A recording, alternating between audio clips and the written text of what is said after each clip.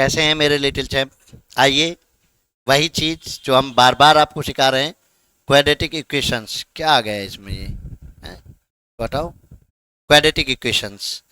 तो आज हम जो सिलेबस डिस्कस करेंगे वो करेंगे क्वाड्रेटिक इक्वेशंस का। स्टूडेंट, बहुत बेहतर टॉपिक है। क्वाड्रेटिक इक्वेशन को पढ़े बिना 10th क्लास की कल्पना करना बेकार है। 10th क्लास में ये जरूर आपको पढ़ना चाहिए। और क्या पढ़ना चाहिए क्या नहीं पढ़ना चाहिए, इसके लिए स्टैंडर्ड है। आइए, मैं स्वागत करता हूँ अरविंद कुमार नोहिया आपके क्वाड्रेटिक इक्वेशन के सिलेबस में। देखिए जरा, डिलीटेड सिलेबस क्या है, क्या क्या डिलीट इसमें से हुआ है। कंप्लीटिंग स्क्वायर मेथड अब आपके लिए रिलेवेंट नहीं रह गया है।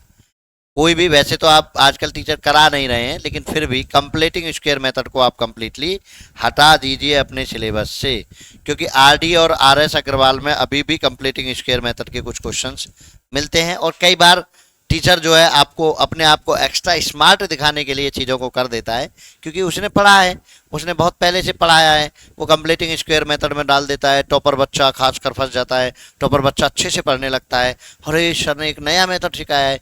भाई वो रिलीवेंट नहीं है आपके बोर्ड एग्जाम के लिए। सीखना है वो अलग बात है, बाद में सीख लेना आप, लेकिन अभी आपको बोर्ड एग्जाम की तैयारी करनी है। तो कंप्लीटिंग स्क्वायर मेथड को आप, इस स्पेसिफिक मेथड को आप बिल्कुल इस कंप्लीटली हटा दीजिए। ये अब आपके सिलेबस में नहीं है, नहीं आपको स्टडी करनी है।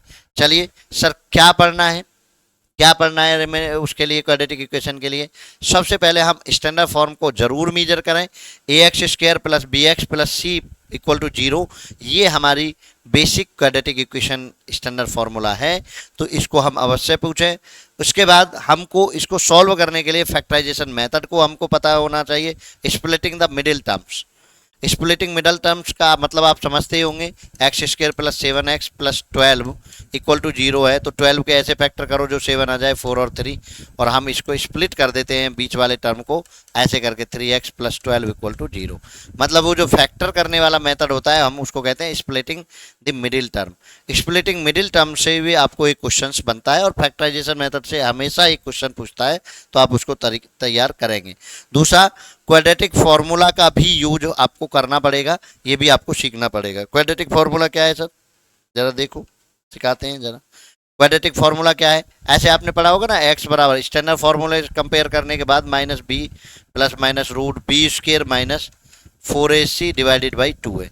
जब हम किसी के इस मिडिल टर्म को स्प्लिट करके नहीं निकाल पाते, तो हम किसका यूज करते हैं, क्वाड्रेटिक फार्मूला का।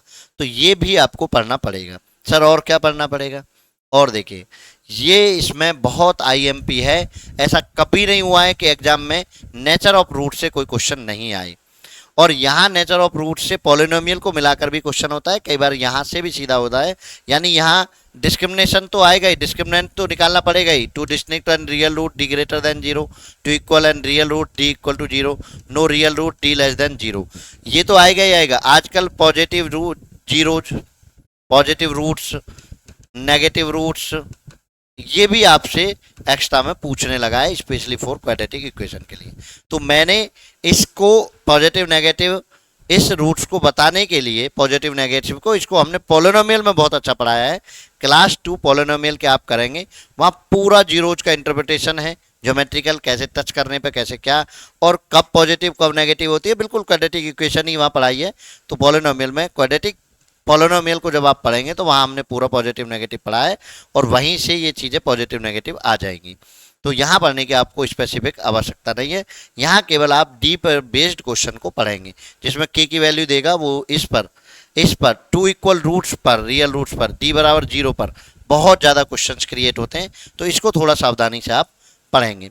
आगे भी आप पढ़ेंगे सिचुएशनल वर्ड प्रॉब्लम। बेटा यहाँ भी वर्ड प्रॉब्लम, जैसे polynomial linear pair of equations में आपको वर्ड प्रॉब्लम की बात होती है, यहाँ भी वर्ड प्रॉब्लम पढ़ना पड़ता है, और यहाँ से भी केस स्टडी आपको बन जाती है। तो यहाँ की केस स्टडी को भी आप अवश्य से पढ़ें, मोस्टली पढ़ें। जैसे रियल नंबर है, रियल नंबर पर केस स्टडी बहुत रेयर केसेस में बनता है, आपको ज़्यादा मेहनत करने की आवश्यकता नहीं है, केस स्टडी पढ़ने की आवश्यकता नहीं है ज़्यादा, 1-2 केस स्टडी पढ़नी काफ़ी है।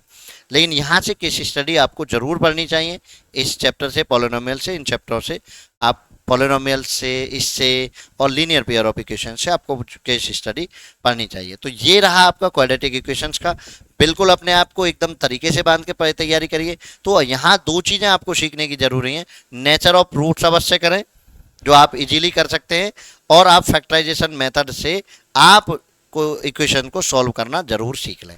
तो ये दो टॉपिक आप बहुत ज़्यादा ईमानदारी से पढ़ेंगे। तो चलिए, ये रहा आपका क्वाड्रेटिक इक्वेशन। नेक्स्ट वीडियो में किसी और चैप्टर का लेकर आएंगे, तब तक के रहिए। जय हिंद, जय भारत।